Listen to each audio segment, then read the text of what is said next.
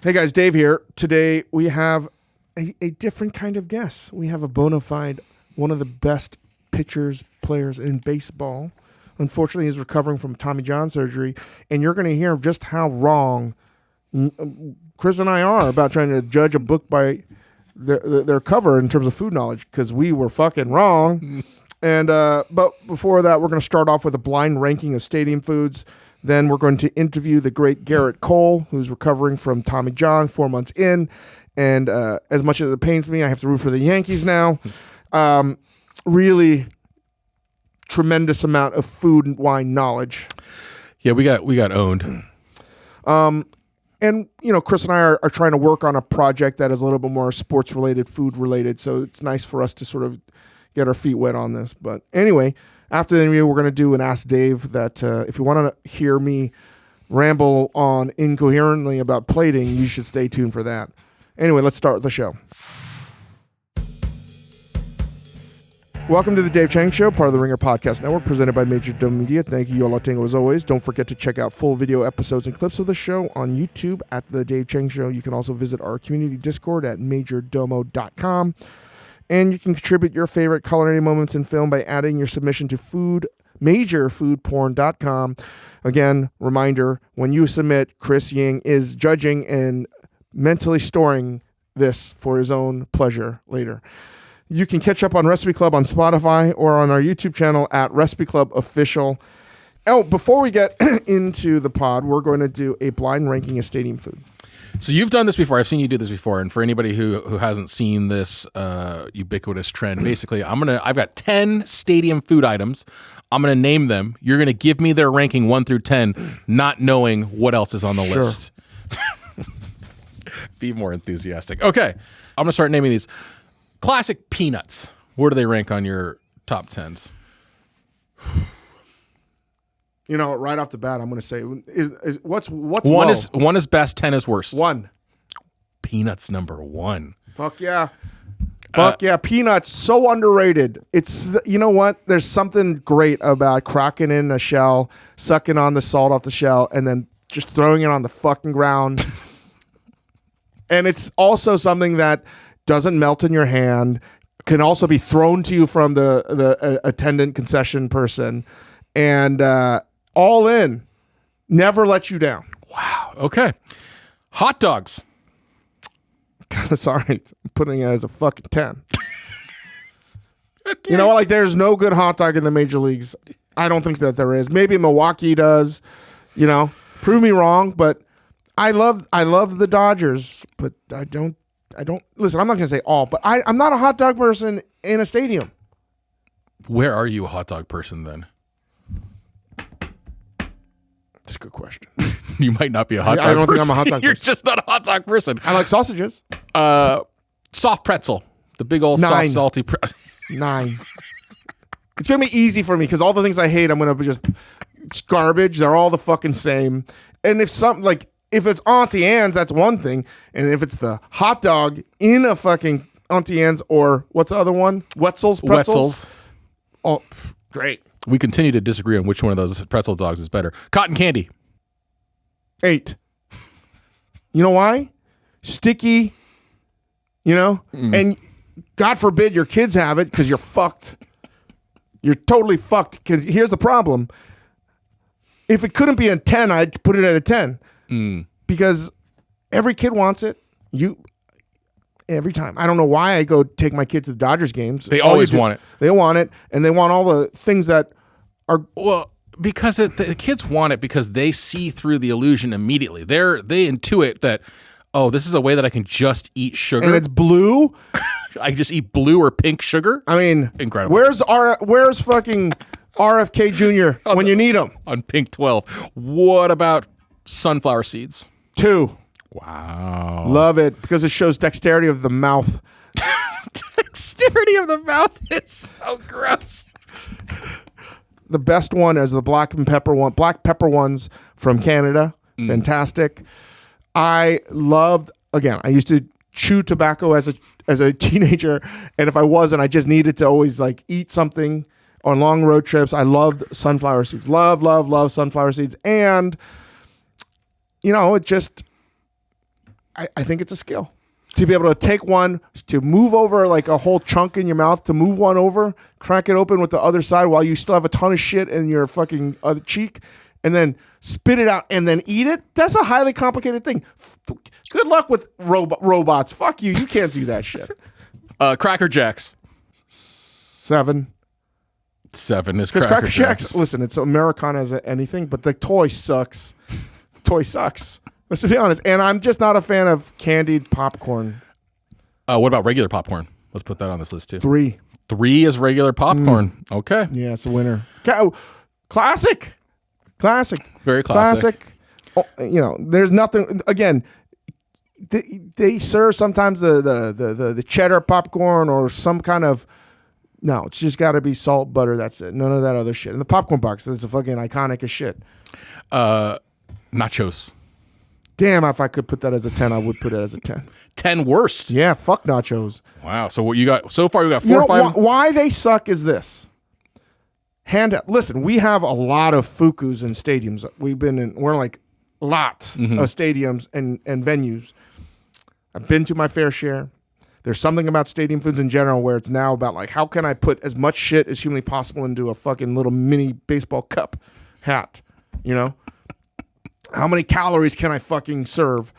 But nachos, anything that you have to carry in one hand. Ooh, I hear you on this one. Right?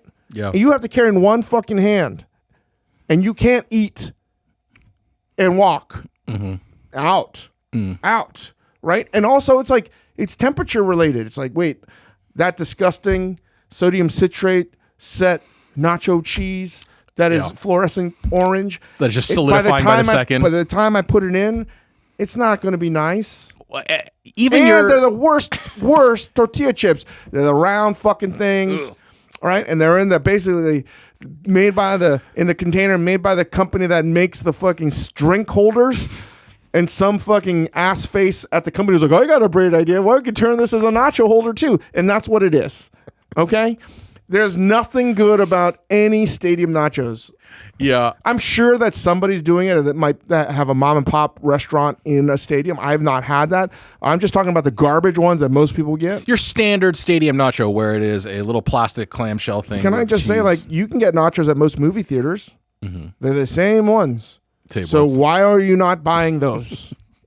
I'm with you. By the time I reach my seat, my very first nacho has to like pierce the cheese skin. I knew you were a nacho person. I don't like them. I don't like the stadium nachos. I never go for those. I don't think anybody believes you. I don't want to pierce the cheese skin with my first nacho. All right, we've got 2 more. Speaking of food and helmets, where are you on the little ice cream sundae in a mini helmet? 4. Because it's a collectible. And which leaves number... And I have... My first memory is going to Memorial Stadium to watch the Orioles play, and I would collect those fucking... Those cups. Yeah. The little mini helmets. We had them my parents had Baskin Robbins, so I had one for each team. Which leaves number 5, chicken tendies. Fuck. Where would you have put that if you could do it all over again? Probably 2. Yeah. Probably 2. So your list: peanuts, sunflower seeds, Fuku chicken tenders, popcorn, ice cream, Fuku 1. chicken tenders, nachos, Cracker Jacks, cotton candy, probably available pretzels. at your local stadium right now. Hot dogs.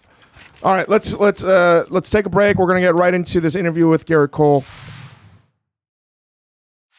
Before we get into our interview, just a brief rundown. Gerrit Cole, born 1980, he's been in the majors at least 12 years. Was following his career from a fantasy baseball perspective for a long time, and he was in a dynasty league, so I was very, very happy about him. And he's a terrific pitcher. He was born and raised in Newport Beach, California. His passion for food. We'll see. You're going to find out in a second.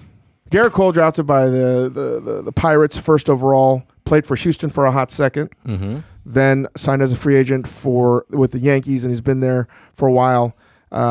Recovering from Tommy John surgery, which seems to be, unfortunately, the surgery that every pitcher needs to get at some point in their career. He's won 1 Cy Young. Really into food, really into wine. We learned quite a bit. You'll see, and you'll see how wrong Chris Ying is. You should stay tuned just for that. He does put me in my place. It's true. But here's a guy that one of the best pitchers in baseball. You know, we hope he's a Hall of Famer. Great guy. And very, very knowledgeable about food in general. And it's what makes it abundantly clear, it's awesome to be a Yankee. Yeah. And it's, here we go, awesome to be Gerrit Cole. So excited to have him. Gerrit, when we found out that this might be a possibility, I was like, what? Are you a baseball fan? You know, I am. Clearly, I follow baseball, but like many sports today, I seem to watch it online or read about it. I always read about it more than I watch it. And I grew up an Orioles fan. And when Angelos wouldn't sign Mike Mussina, I said I will never, ever root for the Orioles ever again.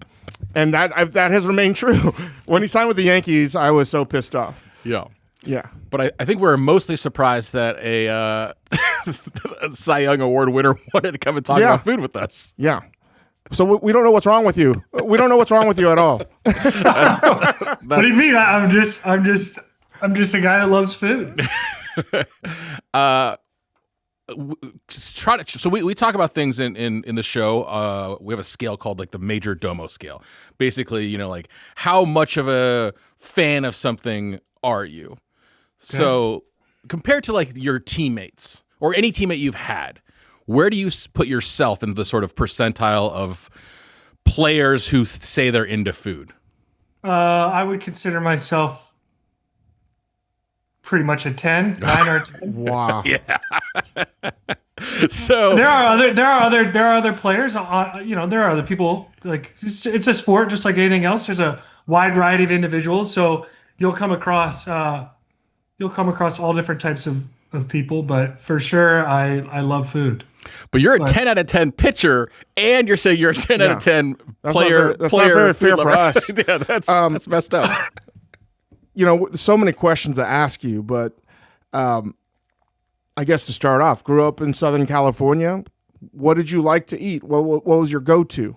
My mom's Italian, so in the house, a lot of Italian food. But out on the street, tacos, fresh fish, red meat. But I grew up a lot just eating local fare, going to the ranch market with my folks and picking stuff out over the weekend. And so that's kind of how I grew up.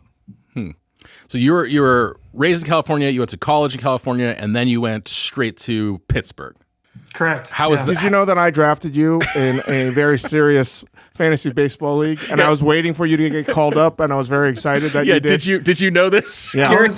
I did not know this. But now you know, and everything is okay now. That was a long time. That was 15 years ago. That would have been a good bet for you. It was a good bet. I ask about that because we usually talk about, I feel like most people's kind of food awakenings, like when you sort of see there's more to what you just grew up with is college. We always say in college is when most people discover Thai food. Right. You know, or Hefeweizen beer. Or Hefeweizen beer, or things that like, are beyond like the average stuff. Is that your experience, or has it sort of opened when you went to Pittsburgh, went to New York? Like where did you sort of start to see your kind of eating horizons broaden? Yeah, well, Thai food was a staple takeout of the Cole family for sure. As a kid. So yeah. Wow. Whoa. I mean, I can't handle the spice, but I'm a sucker for curry and spring rolls and anything Asian. We typically have one can of Momofuku chili oil, the 10 out of 10 stuff in the house all the time. But college turned into like street food in LA, Westwood. There's like Fat Sal's, which was of course kind of like a Permani Bros type of sandwich from Pittsburgh with French fries and stuff. There's In-N-Out, which is the staple, and Asian fusion place called Gucci. I don't know if it's still there, but you could get like a pound of fried, stir fried beef for $5. So that was a big win. When I got to Pittsburgh, though, I really learned a lot about food because it is a food town. It has a strong Polish heritage. And at the time, the metropolitan area, when I was there, was bustling, and chefs were coming over from Chicago because the rent was cheaper.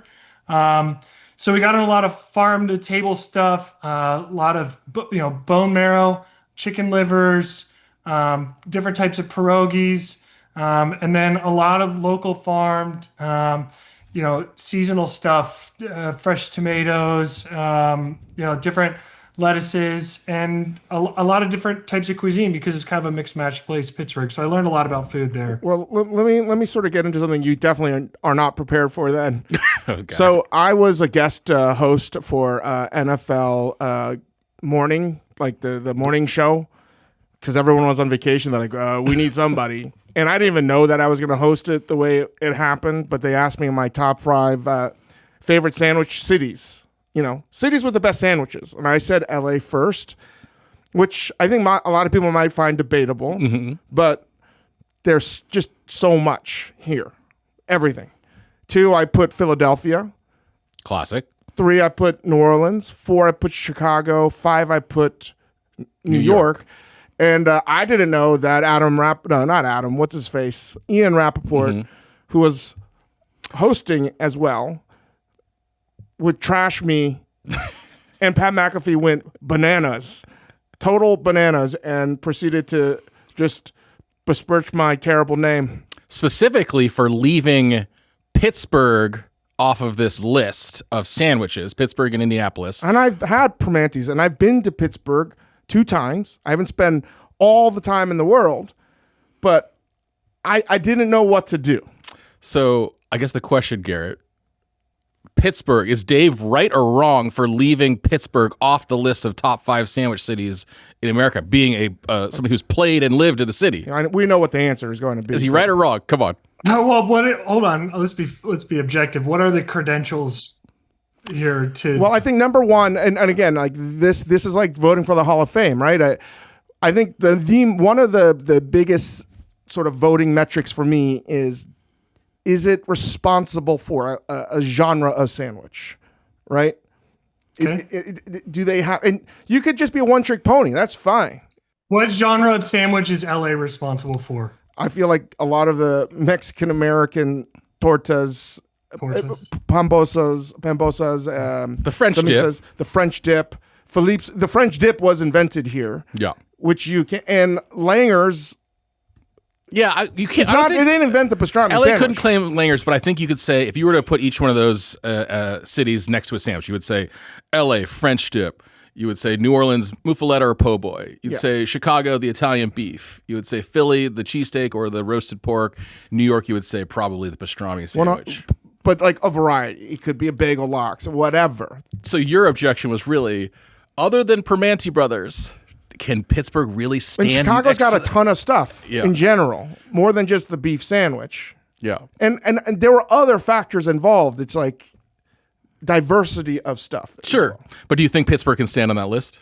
I love those fans. Those fans came out hard for us while we were there, and the city is like a grinder city, so you got to appreciate it. I under that credential though, I mean, I feel like that credential fits more of like pierogi. If pierogi was a sandwich, like pierogi, I definitely think Pittsburgh. But Primanti Bros, it's a late night type of food, so leave it like 6th on the list when you come back to getting an iconic sandwich just after dinner, something like that. I mean, and then he was naming places in Indianapolis that I've never even been to. But listen, good, sneaky good food town. Yeah, I've heard, and I'm a fan of Pat McAfee, so I was surprised. All I wanted to say was I like the city of Pittsburgh quite a bit. We're probably going to film something there relatively soon. to pay penance for this. We did a whole episode on Primanti Bros on the Dinner Time Live show. But yeah. So speaking of which, you said good restaurants in Indy. When you're on the road, are there specific stops that you're looking forward to? Like, oh, I'm excited for this road trip. We're going to go back through there. I have to stop and get X, Y, or Z thing. Certainly. But our we're kind of a little bit restricted. So because we're either out really late, rarely do we have an off day, but every once in a while we do.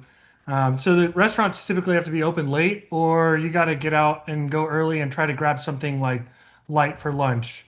So, it kind of, there's kind of some variables, but I mean, the great food cities are high on our list, just like just like everyone else is. So Have you ever been in a situation where it's like, it's like what time do most games start on the East Coast? 6 o'clock? 7 p.m. 7 p.m. And now the games are a little bit faster. Have you ever been like, hey, I got us a table at Rayo's, and it's like 9:30 reservation, and you're like, we're up. Are you asking him if he's ever sped up his pitching to get to a reservation? Or you've just lamented, like, I cannot believe that we just scored 2 runs and now it's tied and now we're going to extra innings and I'm going to miss my reservation. Has that ever happened, something like that? In New York, they'll hold it for me, so I don't worry about that. Actually, maybe not all of them. I did have one. I did lose one, but no, I don't speed up the game at all. That is a kind of a collective mindset. We all have that kind of collective mindset on getaway days, where we play a 1 o'clock game and we're traveling and trying to get to the next city at a reasonable hour.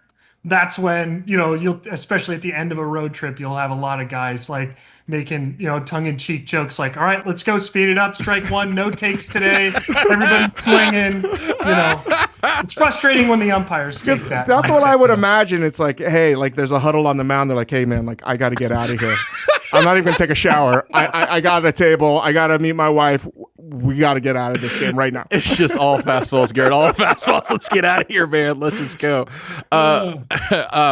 So you're sort of recreational eating, or like most of your eating in season. Is it happening in off season? Like, does your sort of in season diet and regimen have to be very, very different from what you're doing off season? Are you like indulging more, in between, or right now when you're recovering? Well, the club provides 3 meals for us at the field, and those are managed by a nutritionist, and our nutritionist does a great job. So, if we want to eat strictly at the field, I mean, it's possible. I try to typically get outside of the hotel and find breakfast or lunch, and just kind of explore the vibes of the cities that I'm at, especially once I get familiar with them. So that's kind of how, I guess that's kind of how it shakes out for me.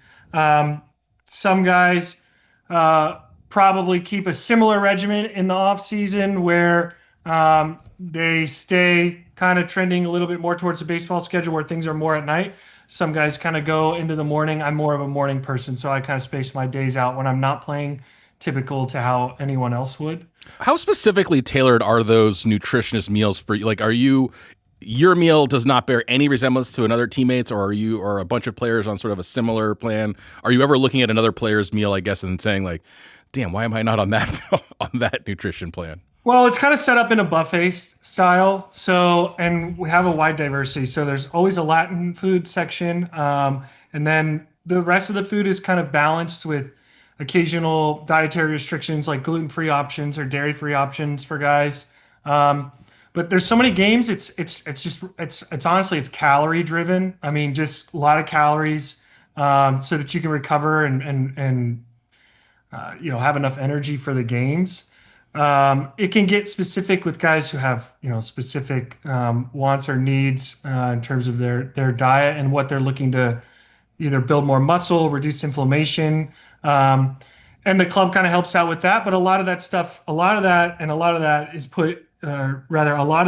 is done in the off season, preparing for the season, because when you get into season and you start to roll, there's a lot of uncontrollable variables and you kind of have to move and think on your feet a little bit just because there's just so much travel. I mean, we play 82 games on the road. So, and we get in anytime between 5 p.m. and 5 or 6 a.m. in the morning. So, and when you do get on the road, and this is stuff that we're working on in general for just like sports, because we're so fascinated about what athletes eat, especially on the road. Does your team chef travel with you, or you're eating the opposing team's food? What's going on there? Our team chefs typically don't travel. They don't travel with us. They did start to travel a little bit with us in and around COVID when there was a lot of restrictions and that was easier. But there are mostly chefs provided for us at all of the other stadiums. It's not mandatory. It's not collectively bargained. But the clubhouses are very nice. And when they're not, the nutritionist or the club develops relationships with various providers in the cities, like to source Dominican or Puerto Rican food, to source Asian food, Italian food, and mix up the spreads and keep them both like local and accommodating for everybody. What's on that? What are on those Dominican and Puerto Rican offerings that you're drawn to? I'm a sucker for sancocho, which is it's like a yuca and chicken stew. I like it with big carrots and a squeeze of lime on the top. Damn, dude. Um, Damn, He's man. a 10. also You like are a ropa, 10, dude. You're a straight up 10. ropa vieja. It translates to dirty clothes, but it's just like dirty meat. It's like shredded beef, olives, red peppers, onions, kind of stewed down, served over, beans and rice. You passed the test. You don't have to go Dude, any further. You passed the test. You were Put straight some up respect on his name. Love pollo guisado. That's great. No more tests for this guy. Have you played with guys in the clubhouse who are this kind of like DK Metcalf type where it's just what they eat, they just candy bars and anything, and they just continue to be just weird physical outliers? Yeah, there are people like that. Absolutely. Yeah, they're the most frustrating people in the entire They world. are. They are. It's envious for sure. Anybody in your club? Okay, so I want to go back to the kind of you're a 10 for sure. We have established this. Any other 10s in the Yankees clubhouse on the eating food lover scale? Ooh, lover scale. Marcus Stroman for sure. Loves good food. Loves good wine. Because he was from the Bay Area. Everybody loves good food and good wine. Like how many people really like test their comfort zone though? Stro, get Carlos out. He's fun.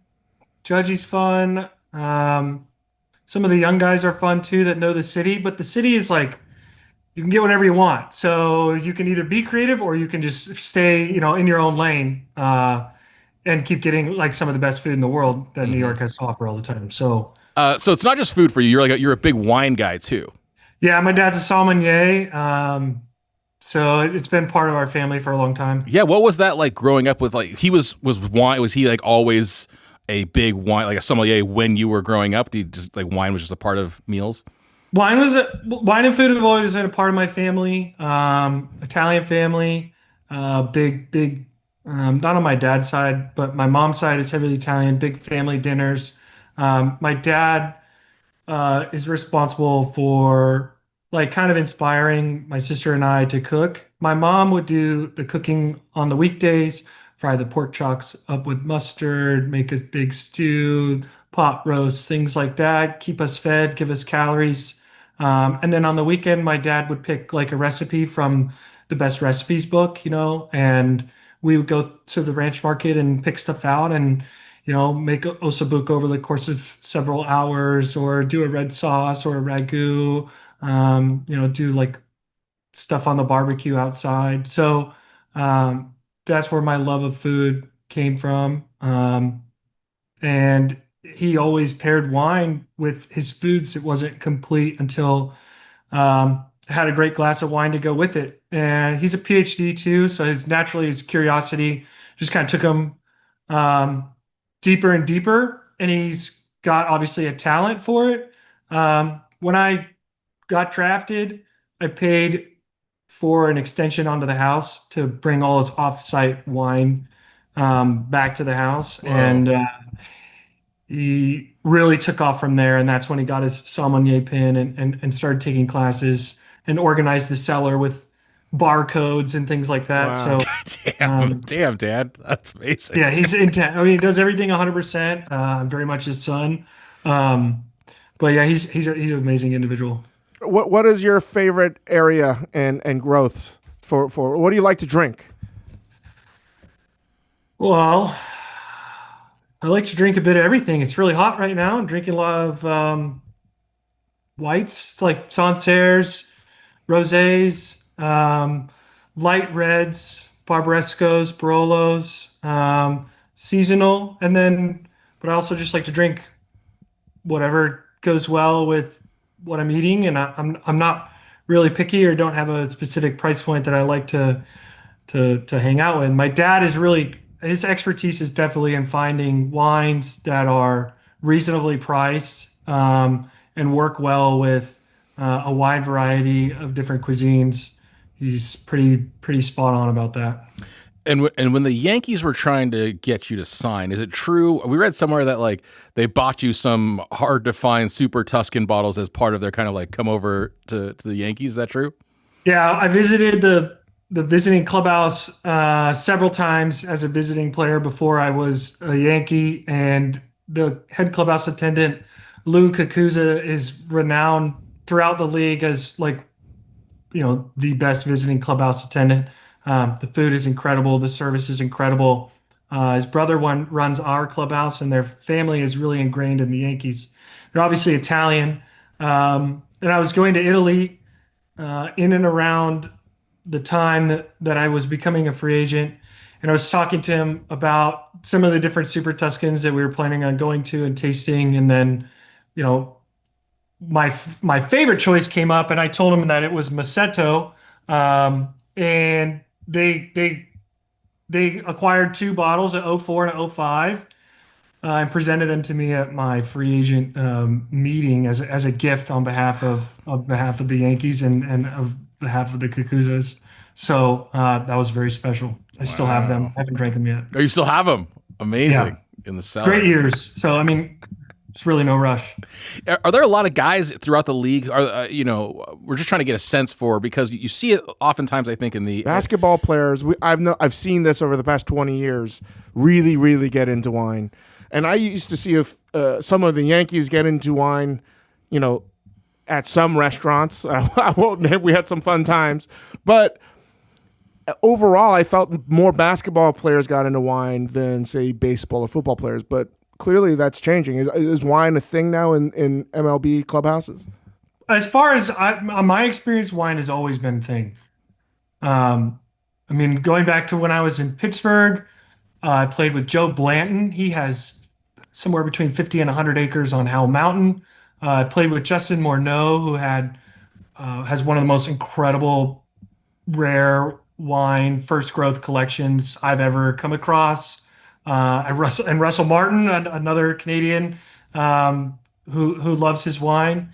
So maybe I'm just drawn to guys like that. On the planes, traveling after the games, it's not uncommon for people to pop open a bottle of wine and split four glasses amongst each other and have a conversation. Those wines are typically American. And it's fun sometimes to do great wines like that in real low key situations. I mean, you gotta have respect for the wine, but every once in a while, a red Solo cup on the plane, across the country with the boys is exactly where That sounds Silver awesome. Oak needs to be enjoyed. Sometimes it's exactly where Silver Oak Wait, needs to be. so are players traveling with wine cases as well? Yeah, we've traveled with some wine cases before. Whoa! Typically, though, I like to get out and hit the ground. Though there's a lot of, and granted, you got to know what you're looking for a little bit, but there's a lot of mom and pop and local liquor stores in a lot of these cities that I'll go pick up. I'll put the challenge out to myself, right? I'll bring a bottle of wine for the guys on the way out, then we'll go to another city. Before we go to the other city, I'll try to find something locally that I could pick up, and we kind of make a game out of it. Happens a lot with bourbon, tequila. We're just a big group of guys, and so anything that we can God damn kind it! of I knew bond being or a talk baseball player about. was the best thing ever. I knew it. I knew it. I mean, see, I know it's difficult, like you said, on the road trips to get out and sort of explore with the schedule, especially in games that you're playing in. I do remember maybe he was injured and wasn't playing, or maybe he had just pitched. I spent one strange, very wine-soaked evening at a restaurant called Saison in San Francisco with Zach Greinke. And I've never seen anybody pay such close attention to what a sommelier was saying. It was wild. But I was also like, how are you here right now? And he's like, oh, my wife is at the hotel. I didn't pitch today. I don't have to pitch tomorrow. I'm just here. It was late, but like, I guess you have to sort of sneak out to be able to do this. Well, I mean, we don't have a curfew. And I don't know what time it was. Zach is another one of those guys on the list that is brilliant. A brilliant person, probably IQ close to 140. He's a huge fan of Burgundies. I spent a little bit of time with him in Houston. His favorite producer favorite bottle is anything from Latoche. He's got exquisite taste.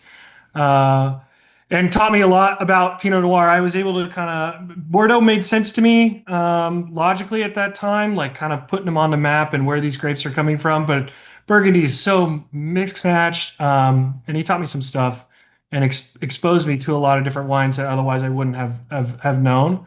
So Zach was a You're Zach's pretty high level. He knows about the mixed match of Burgundy grapes. I mean, I was gonna say what's crazy is like a lot of people will describe like a ball player as like a real student of the game, but you're like a student of the culinary game too, like in a really crazy level. Honestly, it's wild.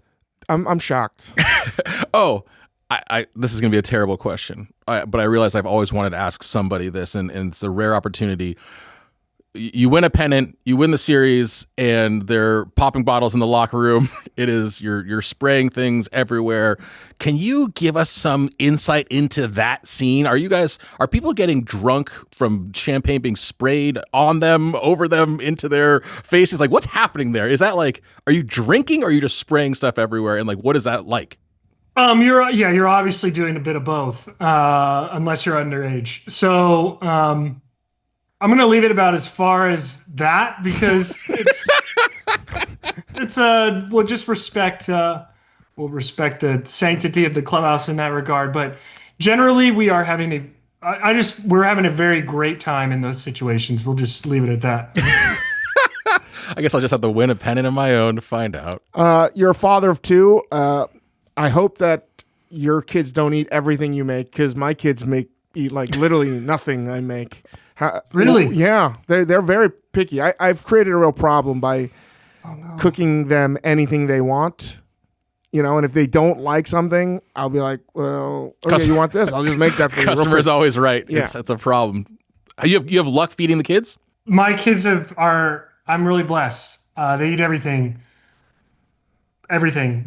I go down to the store and pick up oysters and shuck them on the weekends, and they'll rip them raw. They'll always order. What's going on? What the hell, oysters man? Rockefeller. When we go out to one of these restaurants in New York that they love and are super accommodating to the kids, they're huge fans of ahi poke, sushi. I mean, the only thing my oldest doesn't like is raw tomatoes, and the only thing my youngest doesn't like is really like spinach. When a vegetable's like wilted too much, he doesn't like it. When it's fresh salad, he'll eat, but if it's too soft, he doesn't like it. This is wild, That's man. it. It's pretty crazy. We're really lucky in that regard because we just make food, put it on the table, don't even think twice, and it gets eaten. Do you get a chance? You cook quite a bit yourself, right? Are you cooking for the family? How often do you get to it? I cook less now. Like I have somebody helping us out at this point because it's a lot of work to do, and I just can't do it. But I like to cook, on the weekends. A barbecue. Like right after the game, I'll drive and to the grocery store, pick up some food, and throw some stuff on the grill. Every once in a while, and in the off season, typically during the weekends is kind of the same vibe. We're always hosting and trying to have people over and share a meal. Now, how far along are you in the recovery process of Tommy John? I just passed month 4 yesterday. Wow. And have you had to change your diet at all? Oh, look at this. Wow. I changed my diet maybe coming out of 2016. I started to look at food allergies and inflammatory stuff in terms of like what I'm not great at digesting, some genomic things, just to learn more about myself to kind of dial that in. So I'm very aware of what works and what doesn't. And I haven't really changed that. I just dial it up when we need to be focused and dial it back when it's the holidays like everybody else. And, eating and spending time with your family is the most important thing. So it's a bit of a balance. Not unlike anyone else. And now that you're in the recovery process, and again, I'm so happy that it's going well, do you get to hang and travel with the team at times, or are you just like always home? Right now, I'm always home. which has, I've not experienced this in a long time, and the kids have made it really special. When I start throwing in 4 weeks or so, I will be probably traveling with the team a little bit more when they go on the road. I just want to make sure I'm available for them during some of the crucial games and I'm up to speed. And if there's anything I can do to help out while they go down to the postseason push, I want to be there for them for that. So that's kind of what my outlook looks like. Among the many things that you are well known and famous for, there are some sort of memeable moments of your in the dugout fruit consumption. You crush a banana, you crush some orange slices. In those moments, are you responding to your I need potassium, I need a hit of sugar? Like what is you're just hungry, or are you thinking specifically about I need potassium, I need X, Y, or Z thing? It's a good question. Yeah, I think you'll see I'll opt more bananas, certainly when it's hot and I'm sweating. To me, it's just about sugar, energy, keeping your focus, trying to make sure that have something burning in you so that you're not kind of drawing from yourself to focus and to physically exert yourself as well. It's kind of a long outing, so bananas more when I'm sweating and it's very hot, and sugar, grapes, oranges, slices, things like that. Otherwise, little applesauce like I give my kids. Just hit those things every once in a while throughout the game, just to keep the blood sugar highs, keep your focus. I wanted to ask, going back to stadiums, which stadiums and which clubs have the best food?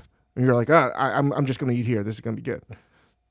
Well, the Yankees have the best food. And that's known. That's well known. Especially in the visiting clubhouse. Yeah. I mean, we make it a point to treat, players very well. Lou, that's Lou's brand.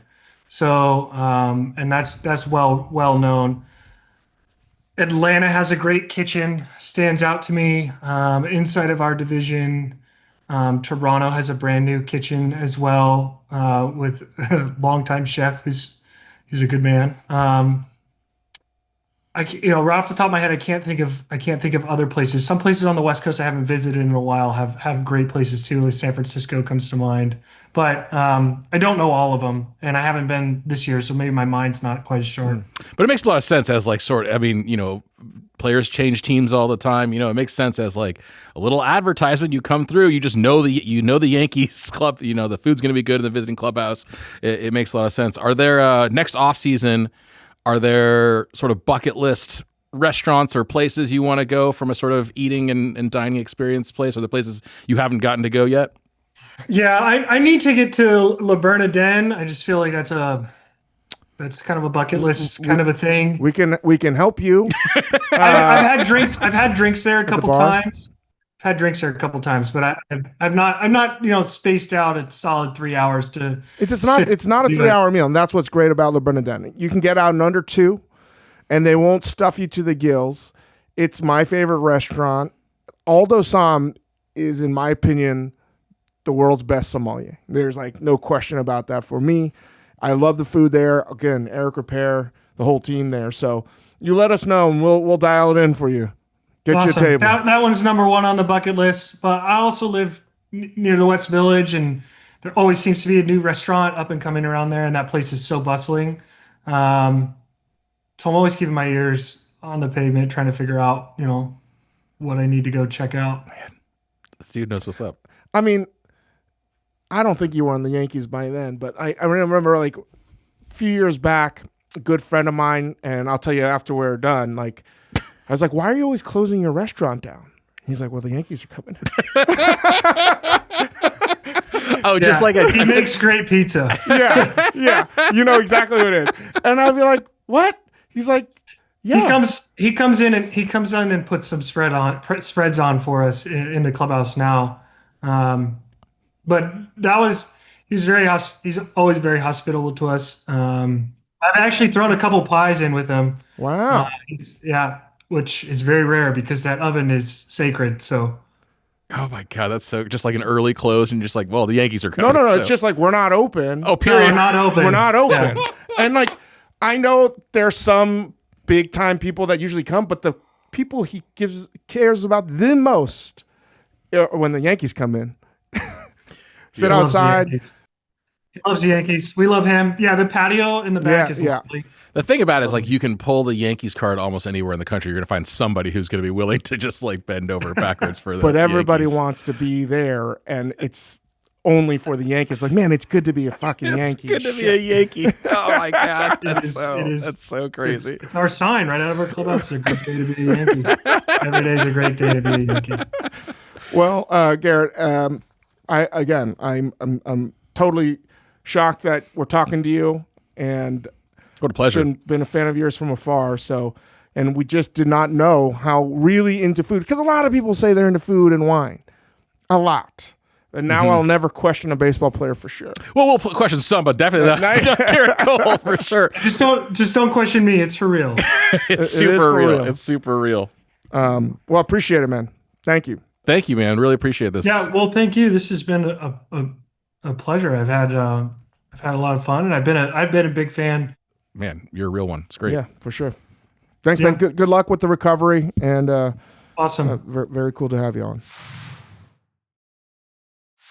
Well, that was Gerrit Cole. That was awesome. And yeah, I mean, if you're an internet sleuth, you'll probably figure out which restaurant. But he's a good friend of ours and much beloved spot, and everybody wants to eat there.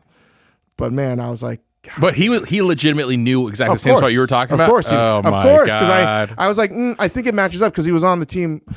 Anyway, beloved spot, good friend of ours. I love him to death, and I just asked him once. I was like, because like I've heard, and sometimes it's in the news about ex couple coming in, blah blah blah, or it's closed. But I was like, what'd you say? He's like, oh, it happens. It's really the only time he wants to do it. Did you? I mean, just as a brief digression, Yankees are not. And like, we're talking about Chinese food. We're talking about Sichuan restaurant. Yeah. Let's throw him off the set now. They're definitely not going to find it. I mean, what is that? Do you remember serving Yankees specifically in New York? Do you have any? No, but I remember, in the early days of Carbone, when they just had one Carbone, there were some late nights with some Yankees, and some Yankee pitchers. I'll leave it at that. And they're fucking awesome. Yeah, that was a lot of fun. But they're totally into food, and they know everything that's happening. And if you're a Yankee in New York City, Yeah, you're a walking, living God. and it's not like listen, you clearly can love the Mets as well, but the Yankees are the Yankees, and the Mets are on the way up, and there's just doesn't have the gravitas as a collection of Yankees in a restaurant. So, okay, one more question on this before we do our Ask Dave. I'm sure in New York with Momofuku, like there's constant parades of different kinds of people. Were there like a certain genre of guests, like athlete, comedian, whatever, who came in who were like they're going to be good? I mean, because we didn't have big wines to start, we got a lot of skateboarders, first and foremost. A lot of skateboarders. So that's how I got to know a lot of the skateboarders, which is why when we released our Nike shoe was SB. A lot of musicians and a lot of comedians. That was our younger versions of, and actors that were just making their moment on Broadway, and a lot of them are really huge today, and they would all they were like living in the East Village, and they were just like regulars. But in terms of like the big athletes, they usually went to the restaurants that had big private rooms, and you basically need a big private room if you're going to be a collection of Yankees. Yeah. Yeah. So that just was not on the regular. Yes, we would have them in. But it makes sense because you were serving interesting food at a price point, especially for like the up and coming comedians, skateboarders, musicians at hours that they might be eating, right? Like that makes a ton of sense that's like the kind of crowd you would get. Lot of musicians and a lot of comedians. Like they all sort of came through, and that's how I got to be good friends with Kroll and Mulaney and Aziz and I've known Kroll whatever, but like that just was like they would all be practicing nearby and they'd have a show and they just walk over from the Comedy Cellar. So 2004 to 2015, that 10-year period, before was pretty fucking awesome. Yeah. And it makes sense, like neighborhood wise too. Like typically your comedy club or wherever your music venue isn't normally in the same area as the big PDR, like super. And sometimes fancy I'll watch wine-less TV restaurant. or see a movie and I'm like, oh my God, I forgot about that person or that actor or whatever.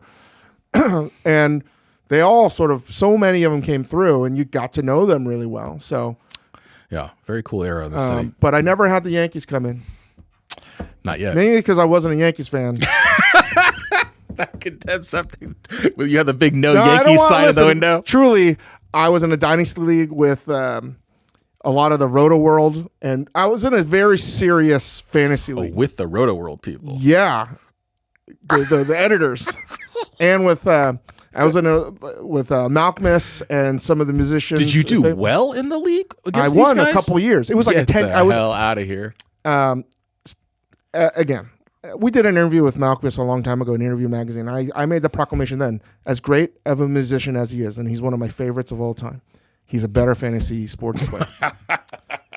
That dude is the best.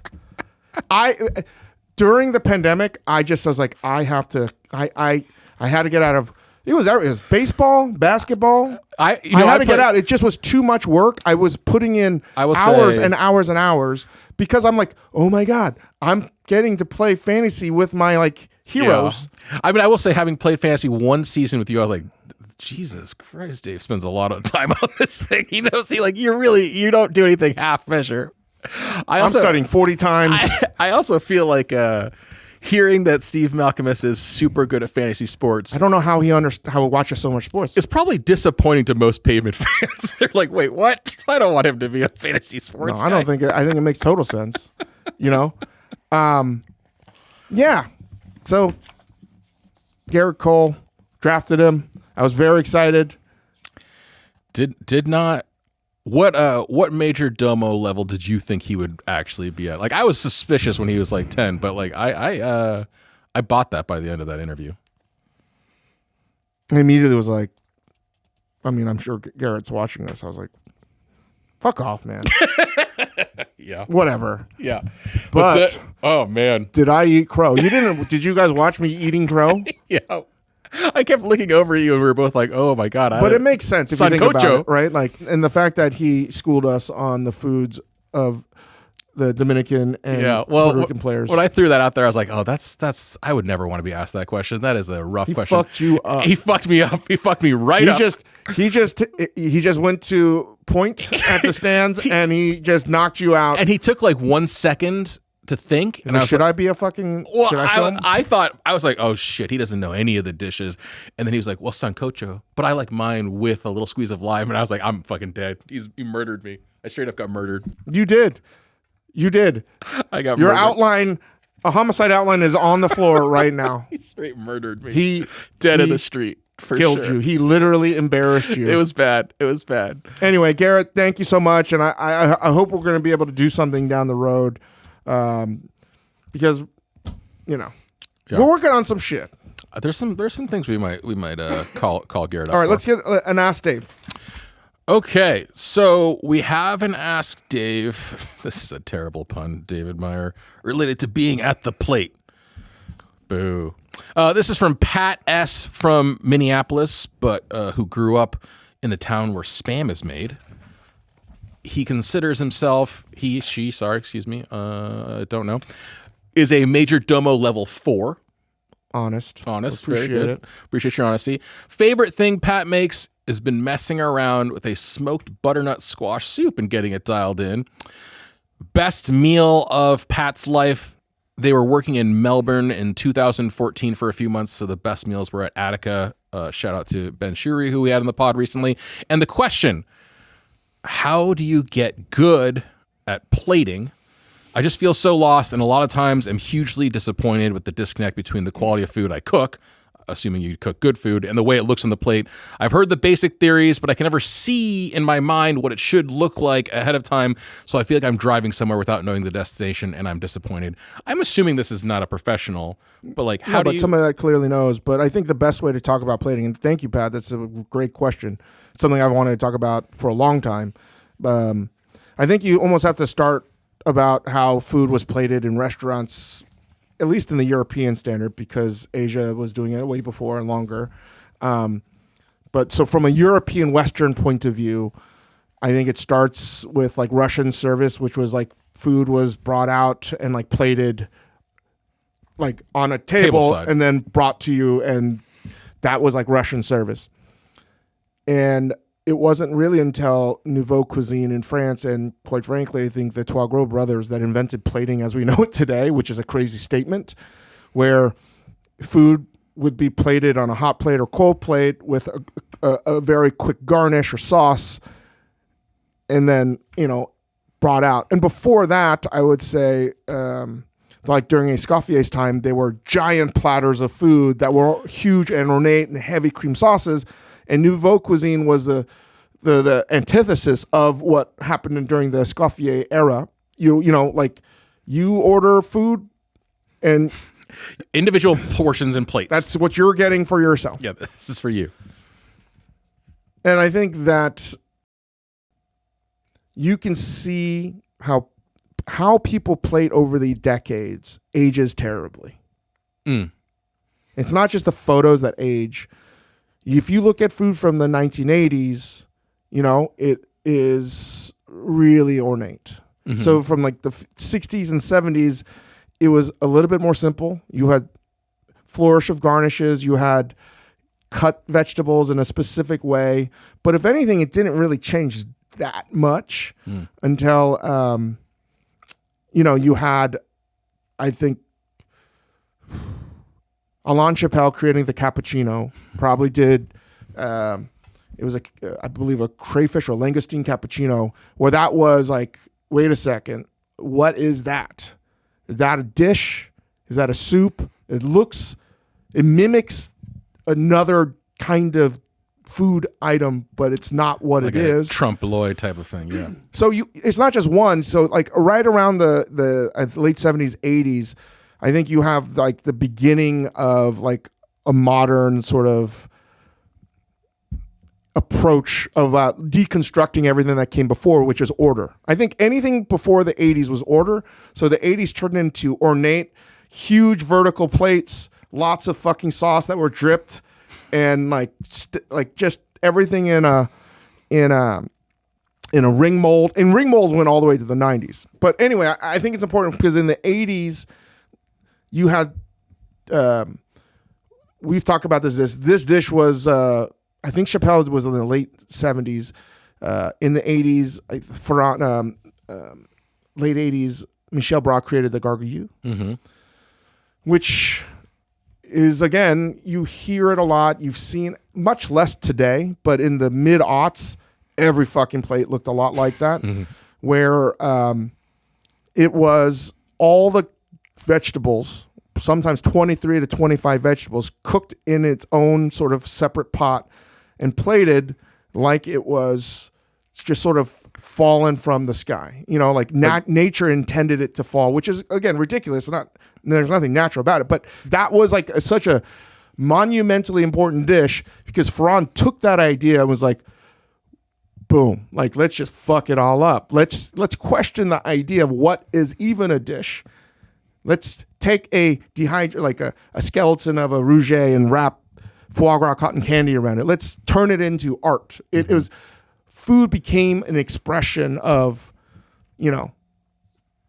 one's sort of philosophical, like culinary idea. And then you had, Heston. And we're now talking about the early aughts, but late 90s, if you go back to Ferran Adria and El Bouilly and Albert Adria, you see this progression. I don't know if anyone has these books anymore, but the fact that every dish from 1983, which was the beginning year of El Bouilly, till the day it closed, you have encyclopedic, detailed capturing of everything. If you want an idea of modern plating, go to the library if they have it and look at those plates, because you see the early versions of what Nouveau cuisine was, and the plating of fromage, very influenced by French cuisine. If you just want to have like a glimpse of how it all sort of evolved, just look at El Bulli from 1983 to 2011, I believe it was closed, or 15, or whenever the year was.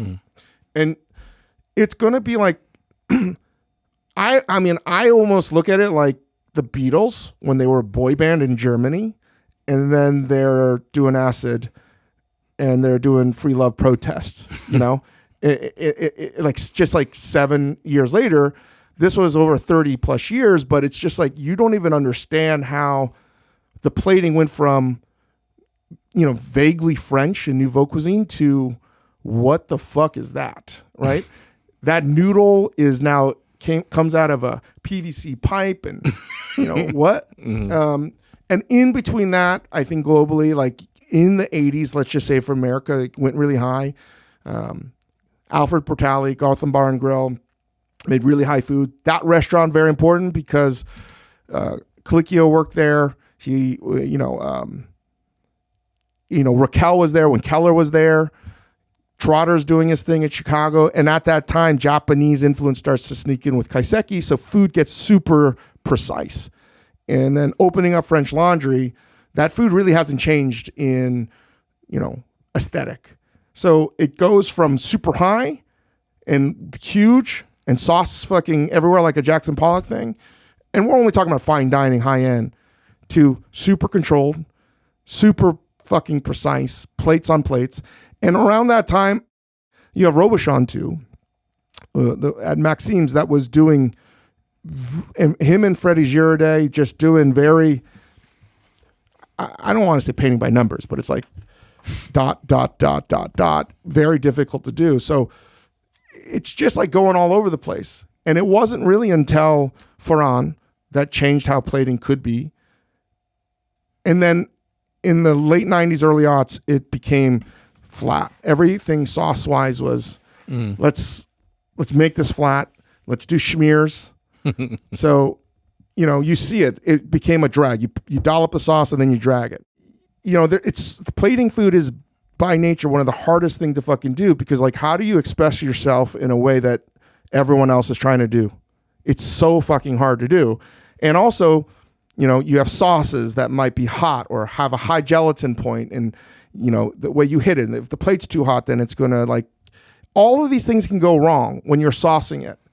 And then maybe you entrust the front of the house to sauce it for you, and you're ultimately having, the protein, some kind of veg, and some kind of sauce. 3 elements for the most part.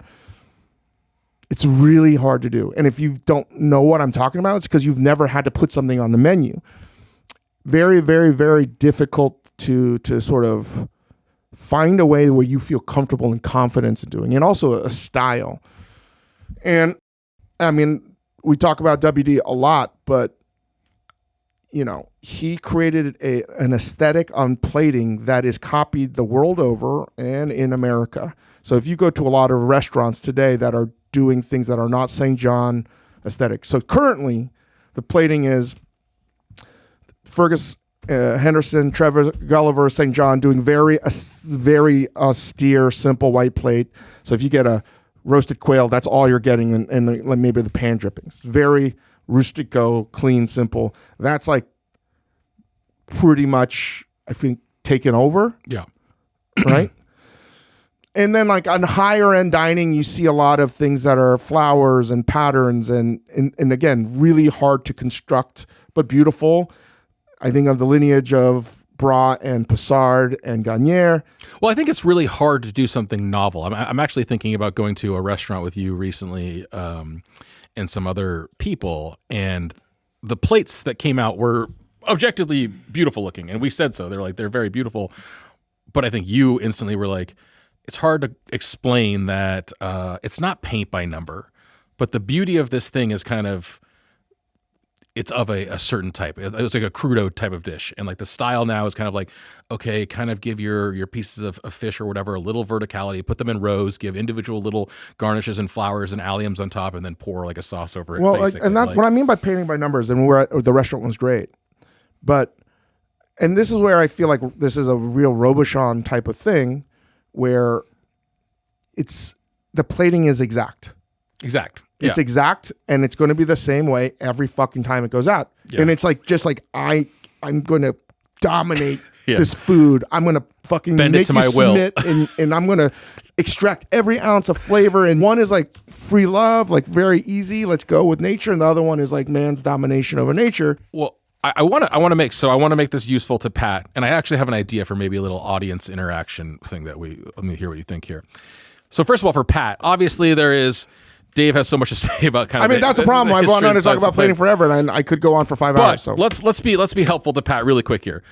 Take his signature dish, his smoked butternut squash soup. Like, from the Dave Chang perspective, what do you think about like a soup? If I'm a home cook and I'm like, I want to make this look nice, I spend a ton of time making this soup, and I want to look nice when I bring it to the table. I was trying to phrase it in my head, and Pat, I just is just my perspective, what I like, and this is what makes plating hard the other way. When you're trying to not show domination over nature, is that you're plating in a way that looks like it was just plated for you.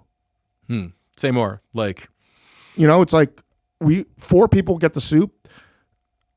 It's not like a cappuccino when you go to the barista and they're like, all of the fucking things are the same. That's sort of like, I see what you mean. You're like, oh, you've just done something with coffee and milk, but it's beautiful, but it's not like his. It's not like yours. The foam pattern is different on this one than another one, basically. It's just like you're getting the same thing as everyone else, but it's uniquely yours. The fingerprint of that dish is yours and only yours.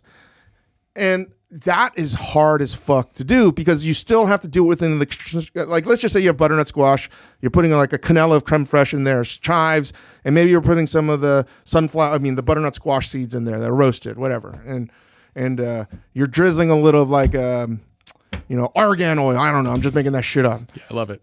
And then you put like a baton of chives, whatever, and a crack of black pepper. So how many ingredients is that? Like 7 now, all of which are fundamentally going to help the flavor, whatever. So like, okay, maybe I'm not going to do a quenelle, right? Maybe the oil is going to be not just a drizzle, but it's going to be here. But maybe the chive is now going to be, cut in a way that's not perfect batons, but it's irregular. And all of a sudden, you compose this, and maybe instead of doing black pepper right on the creme fraiche, you're cracking it from above, so it falls and it's a little bit all over the place. And it's like organized chaos. It's very difficult to do consistent plating that way. At the same time, I'm still making the plate where from a distance it looks like the same. But as a diner, you're like, well, that's all. Somebody did this, and it's not the same for everybody. Yeah. Which is why most people don't do it, because you want consistency. Yeah. That reminds me of the sort of Peking duck service at Flower Drum in Australia, where they like do a different little animal out of hoisin on every single plate, like to order. And I can imagine, like, if you just, what would be funny if you did butternut squash and be like the restaurant, like, how would they serve it? Like at Alinea, if they were going to do it, there'd be like some smoking device. I was going to say they would lift a cloche with smoke coming out or something like that. Would be and nobody's better at that kind of thing. Depending on the chef, like maybe they don't have a smoker because they're in New York City and the HVAC won't allow them. They're like, but I want to put smoked butter on. I mean, they smoke the butter. They buy smoked butter and they put it in. So that's how they would do it. And then if you're in San Francisco, you're just putting in a sourdough bowl. Okay, rude. Very rude. Here's my idea for audience engagement. I don't know, maybe people won't play along with this, but I think it'd be super fun. I wish that, Pat, you had sent in a photo of your butternut squash soup.